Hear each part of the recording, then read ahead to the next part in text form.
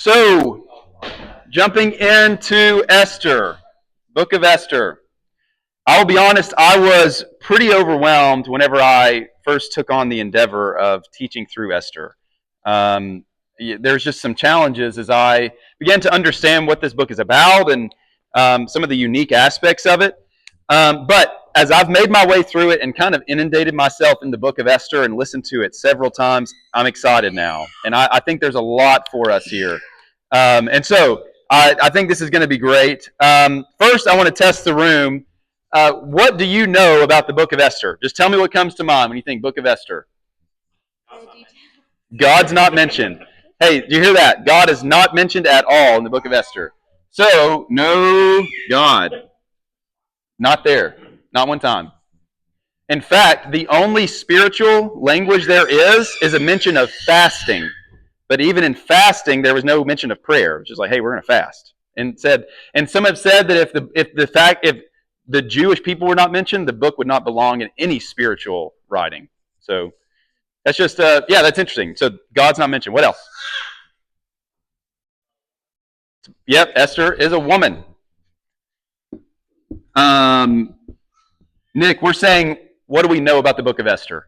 So we're just trying to put some stuff on the board. Yeah, what you know? Haman, that's right. That's right.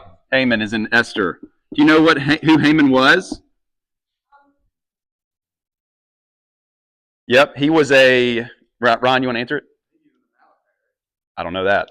You mentioned that the other day, but... So this whole Old Testament has this rhythm of obedience brings blessing, disobedience brings curse. Paul was told to slay the Amalekites, and he did not do it. Then you have Haman, has his Uno reversed on it. He's going to go back to radically his reverse chord. Yeah. That's right. So Haman is an antagonist in the story. What else we know about it? Yeah, what else you got? Mordecai. That's right. And who was Mordecai?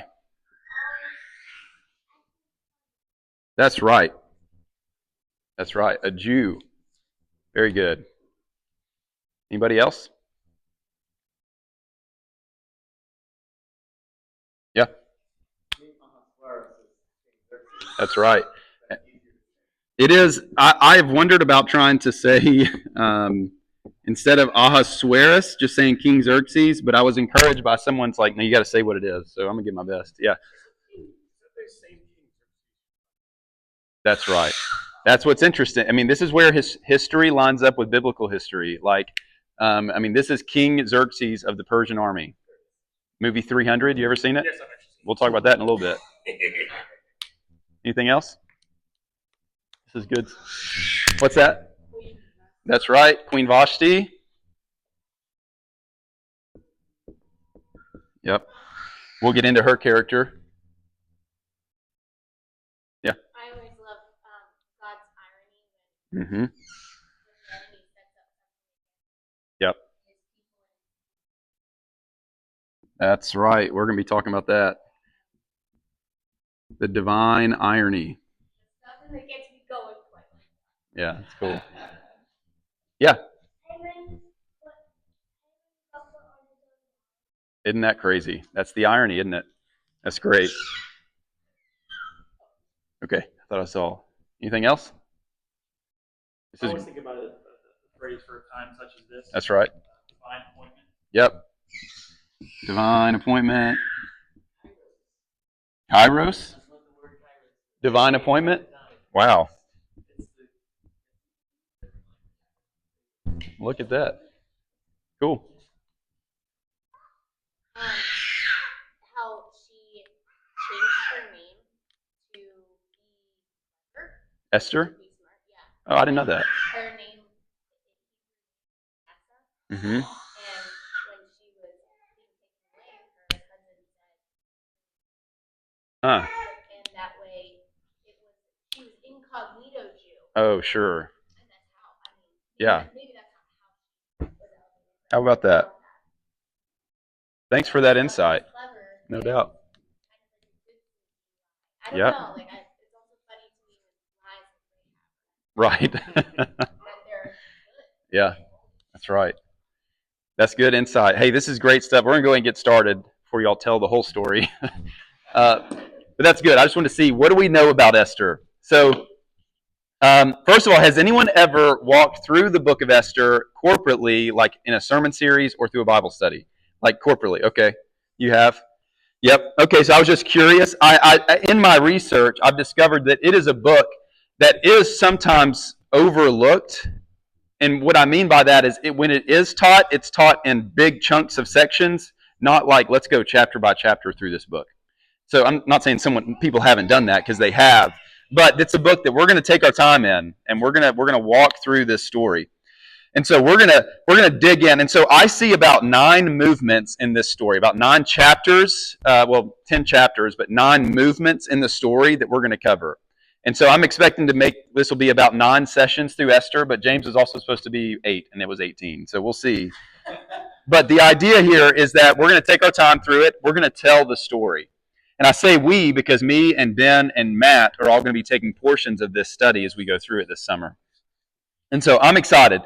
And so today is going to be exclusively introduction, only introduction. And what I mean by that is not like verses 1 through 8 introduction, but it's going to be background context. Like, I want to make sure we understand where we are in the biblical narrative. And so I think we talk often here. Anytime we start a book of the Bible, we spend a whole session on context, because I want to make sure we understand where we are. And so we're going to do that. We're going to spend that time today. Because I think only when we better understand the context around the biblical text can we then appropriately draw from the text the author's intention. When we understand the time and the space that the author was writing, we then get a feel of the author's meaning, the author's intention. So we got to do this work. And not just here, but also whenever we're diving into the Word in our own time as well. And so, let's do this then. So when we think about context, what are the things that we're looking for when we think about understanding the context of the text in the Word, the Bible? What are some things we're looking for? Either of you guys. So the audience. What else? When? That's right. That's good. What else? Where? That's the setting. These things form the setting of a story, of any good story. When and where. What else? Why? Great. Purpose. I guess we could add to that who, but I guess that's audience. What else? What? It's got to work. That's right. What else? Yeah. How? Let's see. Yeah, I mean, that has to be there. How does the story move along? How is what we're looking at being accomplished? Okay, what else? I think we've put all those investigative words up there, so I think we're good there. To what extent? How far? To whom? That's right.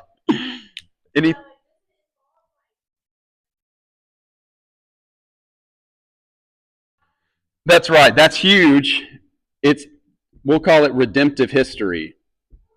And we'll talk about that in a little bit, but we believe that redemptive history is God redeeming what began in the fall, and extends to the kingdom. And all along there is this redemptive history that we can track throughout the books of the Bible. And every book of the Bible serves to move that redemptive history along. Yeah, anything else?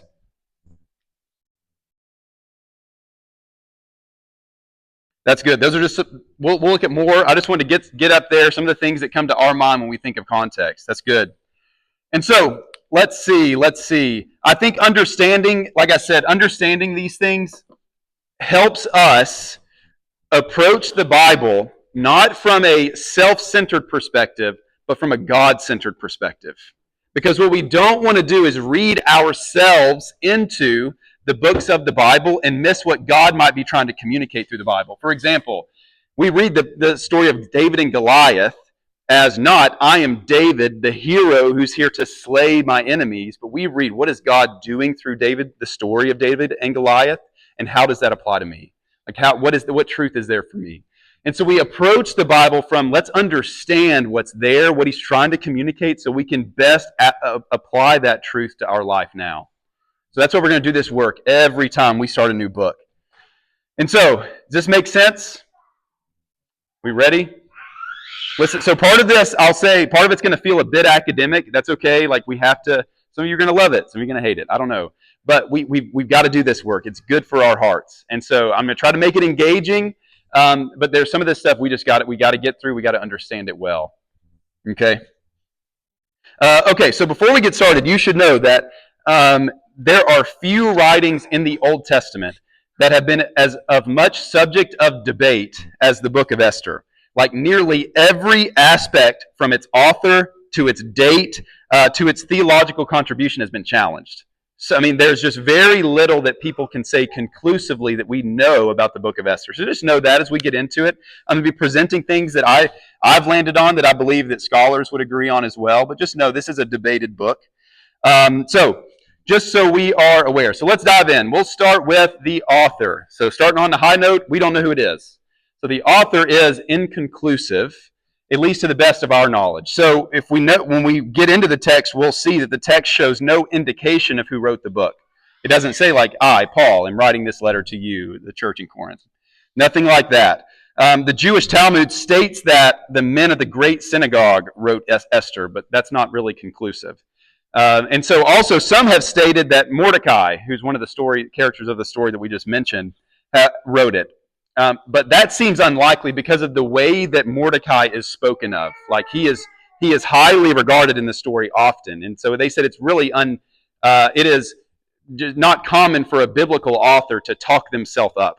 And so he said that's one of many reasons they're saying it's likely not Mordecai. And there's some timing issues that make it difficult as well. And so what we do know is that at present there is no conclusive way to know who wrote the book of Esther. Now, that's okay, because sometimes we'd be like, well, that's strange. That's okay. Don't let that trip you up. We know that this book is part of the biblical canon. Like this book of the Bible, which is a whole other discussion, ends up in the Bible and has stood the test of time in that regard. And so when we approach these things, and we try to identify the author, but what we understand is that identifying the author isn't as important as knowing that God ordained this book. It is inspired and it is profitable for us. So we don't know who it is, but that's okay. And maybe one day we will. And so that is the author. Next thing, the setting. It says 479 BC in the Persian Empire. Persian Empire. And so this is where some of you who like history are going to think this is really cool, and then some that are not. But we know this is centered, the Persian Empire was centered in modern-day Iran. So over there in that area. And just stay with me on this. Before Alexander the Great, before the Roman Empire, there was the beast of the Persian Empire. I mean, it was a world power, and it was a power that was really the most complex empires that it had ever existed at the point when it rose to power.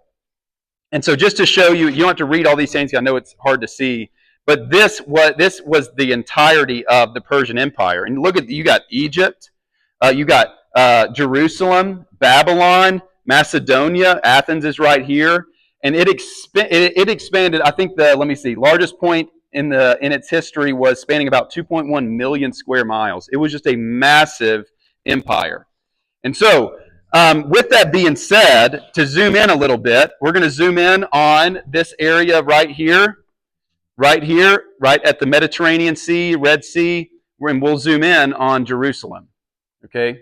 So this is where the people of God are at this time. Well, they're not there now, and I'll tell you about that in a second. But this is where the God's people are encompassed by Persian rule. And then to zoom in a little more, right here on the Persian Gulf here, we're going to see Babylon in this next picture. Babylon, Persian Gulf. We're going to be situated in Susa, which was the capital of the Persian Empire.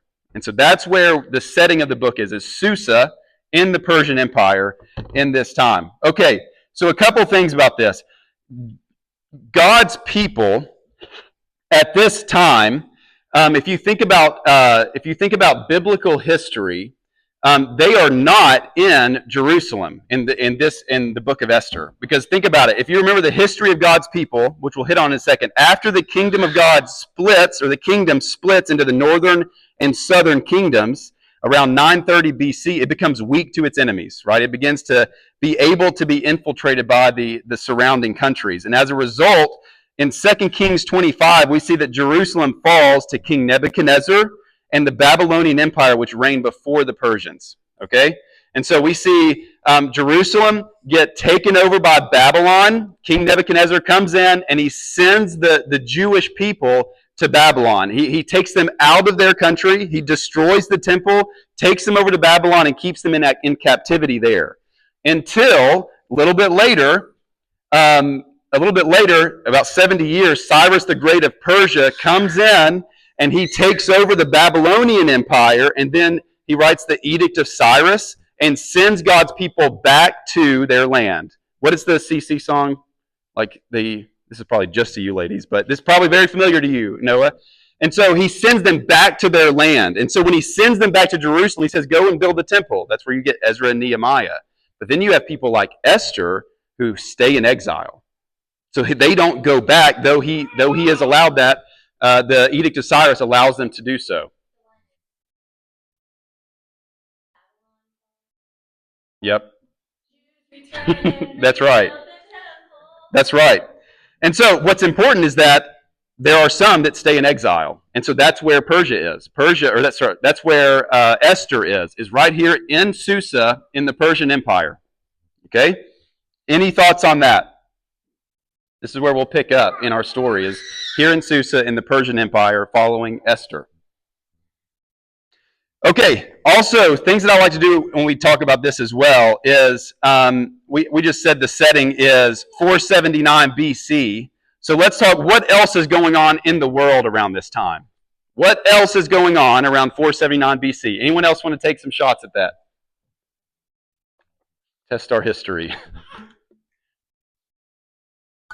This is purposeful. I do this so we recognize the biblical narrative is not detached from human history. Like, we need to place it inside of the history that we know. So think about 479 could be one of the most impactful eras in world history. This era. Obviously there's a lot of big things that happen outside of this. What's up?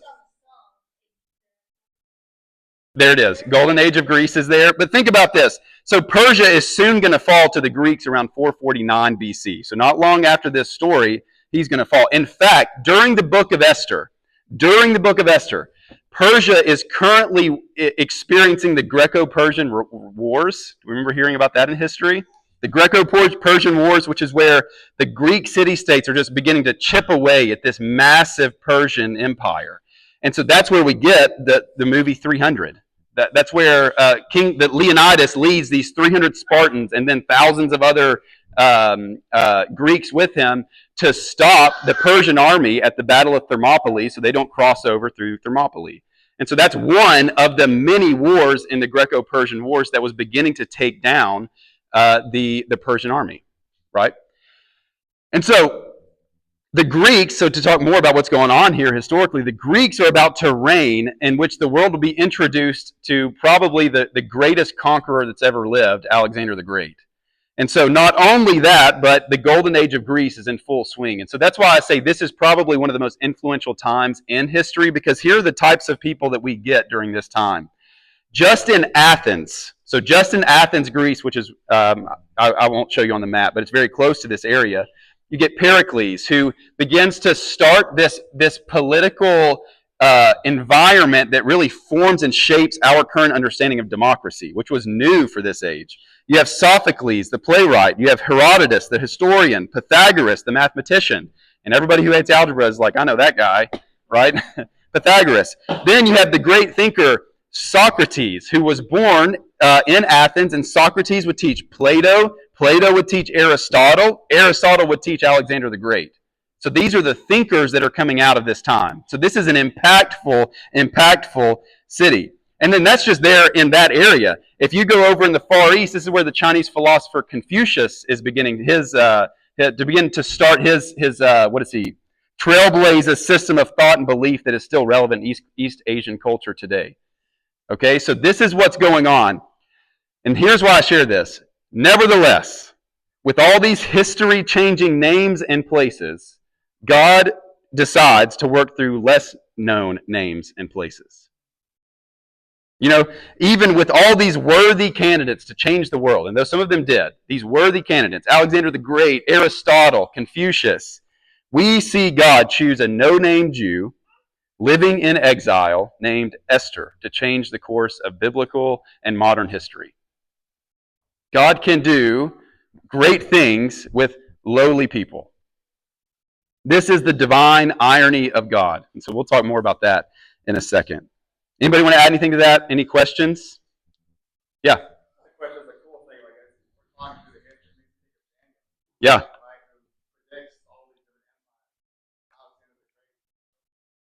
empires. So, walking through Esther, Daniel, we've got to see how this is all. That's right, because Daniel was under captivity in Babylon under King Nebuchadnezzar, and then so that's earlier in the timeline. And then you see Babylon falls to Persia, and then Persia, the Edict of Cyrus, they send them out back to their land. But yeah, David. We'll talk a bit about that later. There's some similarities between David and Esther. Daniel, that's right. Thank you. Not David. That's funny. Thank you. All right, anything else on that? Cool. Yeah, so that's kind of what's going on in the world around the book of Esther. So now let's talk about the purpose. So why is this book wrote? So in short, this book, this story provides the background of the festival of Purim. This is a Jewish festival still celebrated today. It began around 400 BC and is still celebrated today in the Jewish calendar. And I think it happened sometimes like end of February, early March. Either way, what we see is that the story of Esther is providing the background of why they celebrate this festival. And so it would kind of be like now obviously the reason that this book is written isn't just so we know that the backstory of the festival, in it it draws us to understand something about God. It would be similar to like if a grandchild comes to a grandparent and says, tell me about the 4th of July. Like he's not just going to say like, well, it's independence.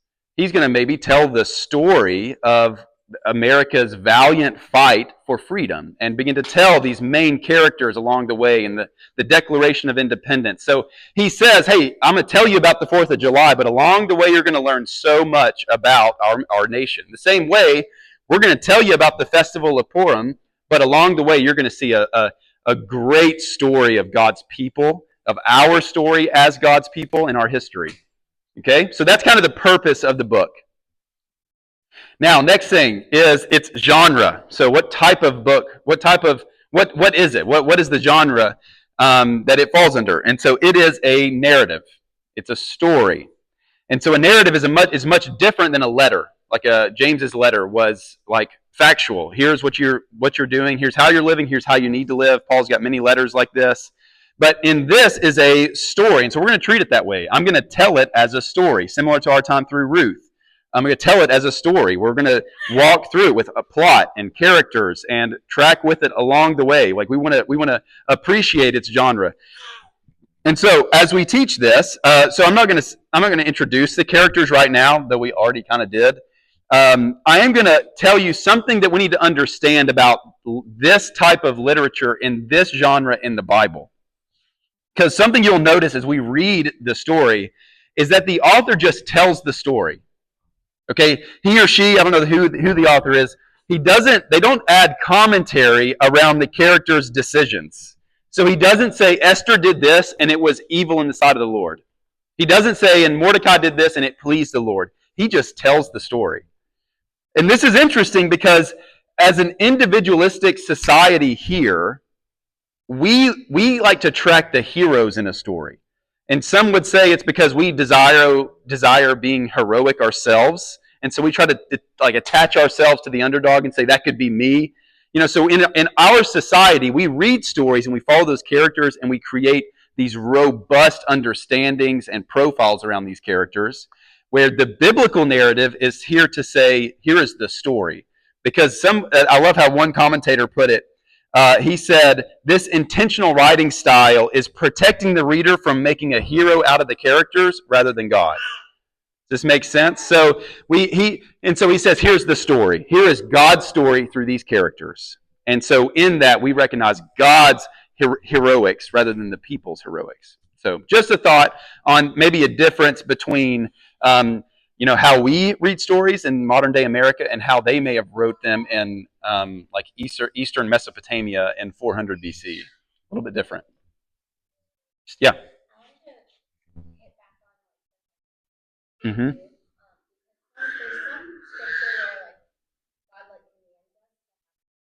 Mm-hmm.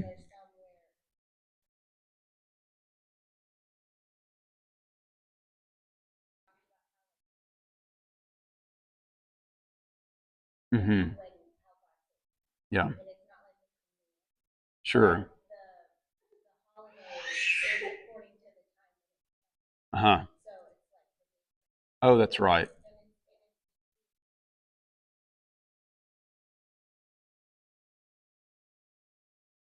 Yeah. Yeah. That's good. Thanks for that commentary. Anything else? Okay.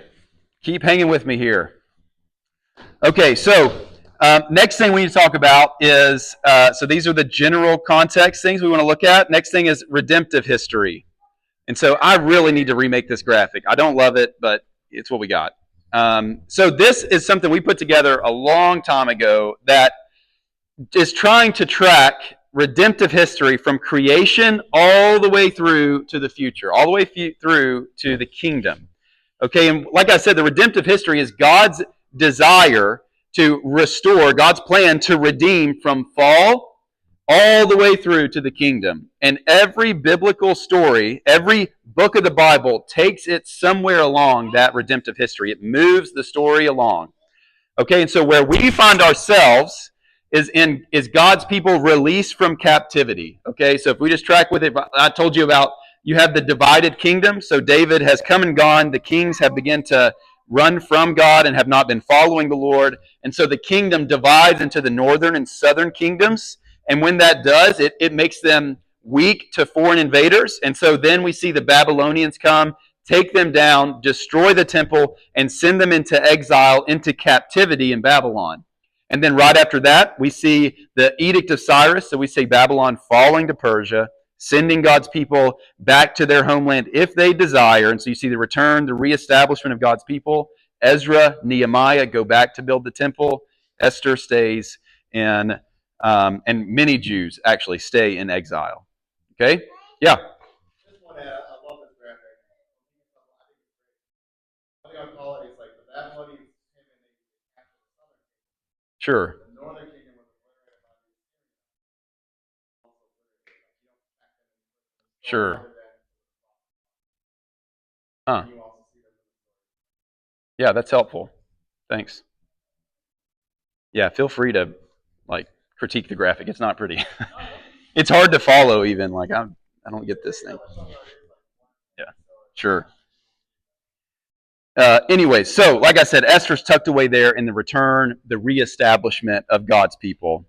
Now, here's what I think is cool. How does Esther's story carry along the biblical narrative? I think this is super powerful and I really appreciate Tim Keller's perspective on this. The purpose of the story here is not let's get God's people back to Jerusalem. The purpose here is God caring for his people in exile. And Keller puts it, this is pretty cool. These exiled Jews in this time who couldn't visit the temple began to set up weekly meetings at synagogues where they would read the word and worship. That sounds a lot more similar to our church, the church that we function in, than it would have at the temple now, right? And so as this happens, this is interesting because this is the forerunner of the Christian church. Christians under the new covenant as we know it will not be a nation state like Israel, where God's people are centered in one country.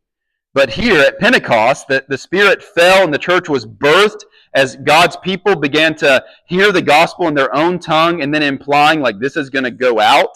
And so what we see is the Jews in the Old Testament who are in exile here in foreign lands, worshiping not at a centralized temple, but in dispersed synagogues, are forerunners to the New Testament church. And so what Keller says is it's as if God is beginning to move his redemptive plan along as he is hinting at this new covenant in these pockets of exiles living faithfully in their communities in exile. Like that's what the church is coming to, or that's what the church is going to be under the new covenant. And so I appreciate what he was saying about the book of Esther, is it begins to provide a framework of God caring for his people, not taking them to the promised land, but keeping them in exile and caring for them. Cool? Thoughts on that? Yeah. It makes sense too, with like how like the very first thing you said was like God's not mentioned Yep. explicitly in like Yeah. like Mm-hmm. talk, but yet God's presence in That's right. the story, and that's kind of Yep. is also as a result of Yeah. Sure. he's not bound to Jerusalem. Yep. No, I agree. Get some, John? Good. All right. Coming on the end here. Let me give you some themes that I think we're going to hit as we go through here. So let me just walk through these. So first, God is in control.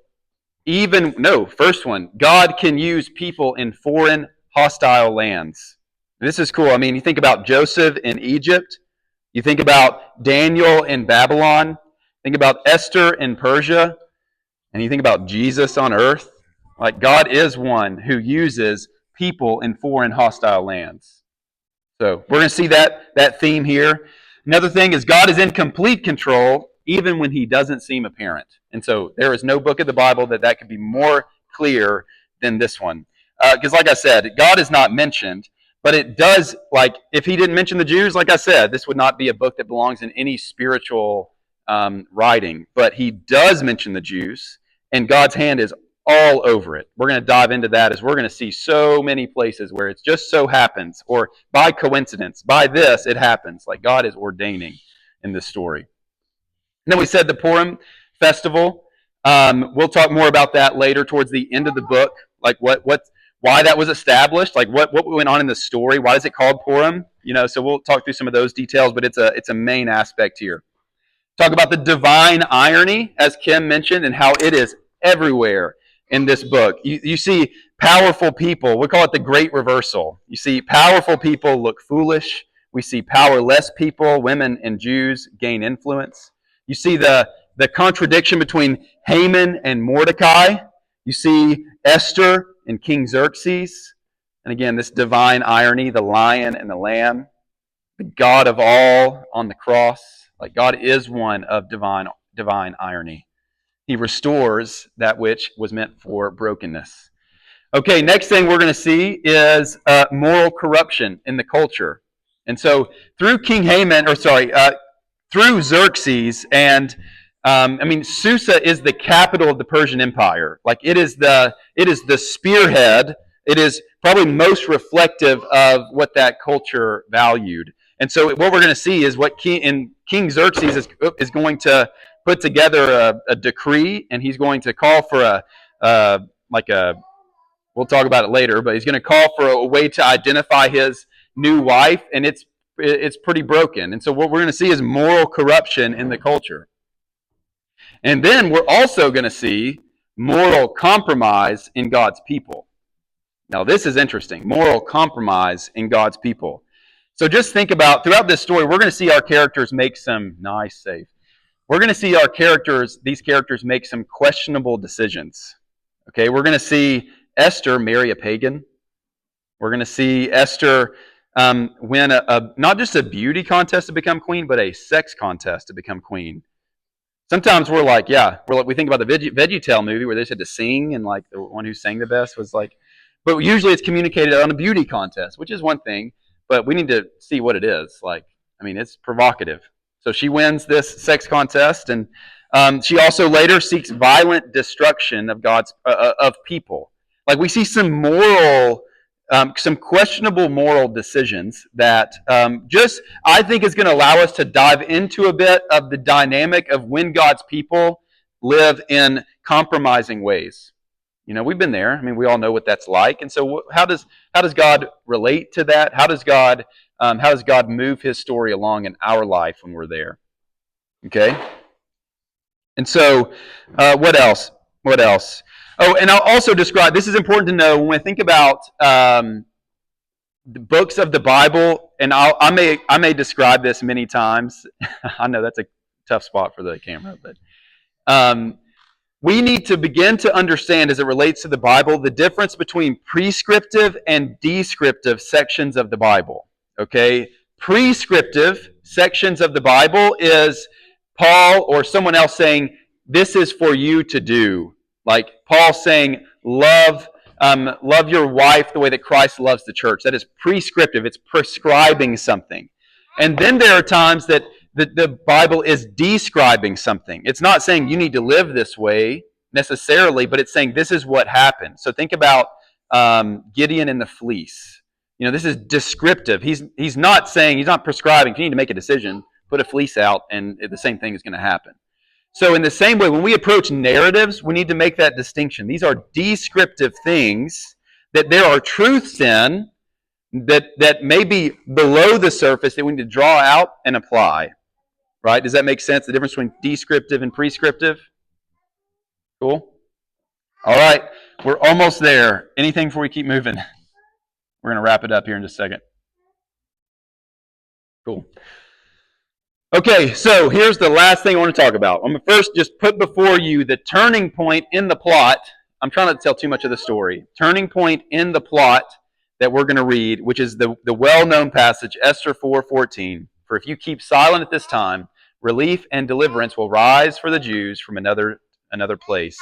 But you and your father's house will perish. And who knows whether you have not come to the kingdom for such a time as this. Okay, so the first thing I want us to do, short discussion. What comes to your mind when you read Esther 4:14? You said divine appointment, Kairos. So that does come to mind, divine appointment. What else? Okay.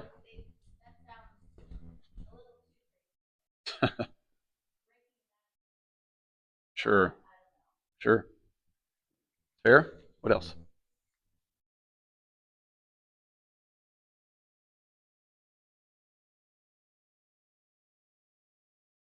That's right. That's good. So God is over, is over the government, is not confined to our rules. That's great. What you got? Like humans can't mess up God's design. That's huge.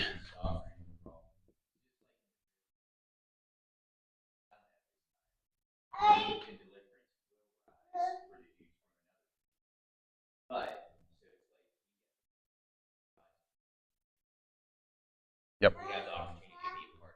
That's right. That's good. God doesn't need us, but He chooses to use us. That's right. Jeremy, you said a long time ago, we are foolish sometimes to think that we are powerful enough to, or what did you say? Like, you said it funnier than me.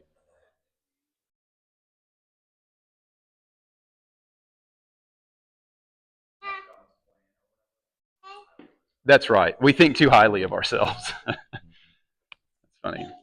Anything else come to mind? Yeah. Sure. That's right. That's great. Call to action. Oh, sure. Certainly. You're not guaranteed something. You know it's gonna happen. You know that's gonna win. Yeah. You're not who knows? Yep. Who knows? And it's certainly calling her to do something very compromising. Like she could certainly be killed for what she's about to do. So I don't want to. Were you gonna say something? Yeah, I was just thinking too, just based on what you just said about it. Like, if I heard this and you were in the right mind frame, you'd be like, oh, well, if God's gonna let it happen anyway, why don't I just? That's right. Let God do it a different way. Because seriously, some people could look at it that way. Because her life, he doesn't know she's a Jew, and so like her life, she can live in the palace. Like I can live pretty good. We're gonna talk about that. There's a gospel turn there that. Like, we have to be willing to give up the palace and identify with God's people, right? Just like Jesus. Like, he gave up the palace to identify with us. More on that later. So, I just want to call something out for us when I think about how I want our hearts to be geared here in Esther. The story hinges on this verse. This verse, though, you find all over coffee mugs, all over t-shirts. I was made for such a time as this. And so I just think we need to understand, and I'm not critiquing if you got that on a shirt. Like, if one of you had an undershirt and you were like, yep. What I want us to see is this should draw us to think, who is the hero of this story? Okay? Because I think, like I said, we love to latch on to this verse and use it to justify our potential for greatness. Esther is the hero. She was made for such a time as this. I'm made for such a time as this right now. Like, that's sometimes the direct connection we make. And so, now, though I think that there is truth there of, like, we do have divine appointments, we do have purpose, God-given purpose in our moment, in our life, I certainly believe this. But I love what he says. I love what Mordecai says. He says, look, if you keep silent, it's not like everyone's going to be in bad shape. Like, if you're not heroic, he says, if you keep silent, relief and deliverance is going to come to the Jews from somewhere else. Like, God's going to do it. God is the hero. God's going to do it. Do you want to take part? That's a big difference and shift in our understanding. It's not that we are the hero. It's not that we were created for such a time as this, as much as God is willing to use our story if we let him. And so if I could leave you with anything, it's this. We aren't striving to be like Esther. We're not striving to be like Esther. We're striving to be used like Esther. The difference there. We're not striving to be like Esther. We're striving to be used like Esther. So this is the book of Esther intro.